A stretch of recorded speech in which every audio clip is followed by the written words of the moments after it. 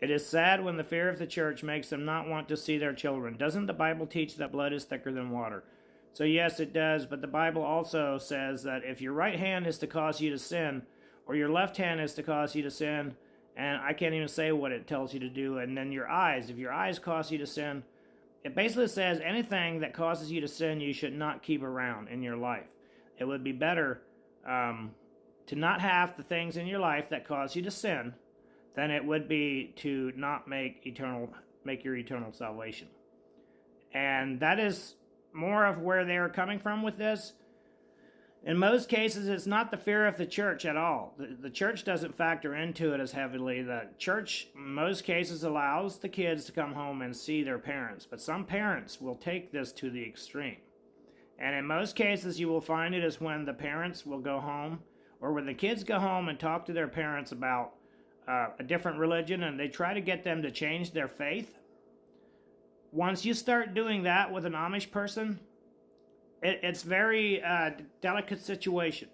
So at that point, they don't believe that, the kid that ran away respects the parents. The parents don't believe that. So they're not going to respect the kid either if they think that he's trying to mislead them. I found that out the hard way with my parents. I was talking after I got saved, I was talking about it with my dad and my mom. My dad was actually sitting on the couch kind of nodding off, and I was home to visit. And he said, if you're going to talk like that, you're not going to be welcome in this house. And I got really upset. And I said, I'll leave right now. I'll move to a different state. I'll change my address. You guys will never find me again, And I was on my way to my car, parked across the street, and my mom chased me out of the house crying. And she said, don't leave. You cannot leave like that.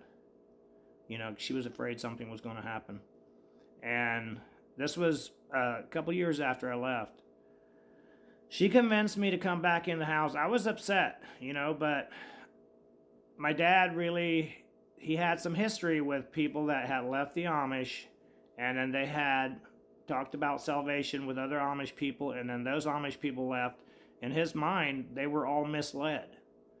And it's just because it's pretty much the same thing he believes as well.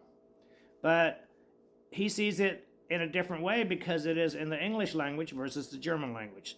So there is a language confusion there.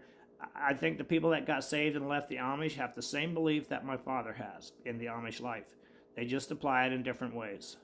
And my dad chose to be Amish because he liked the lifestyle.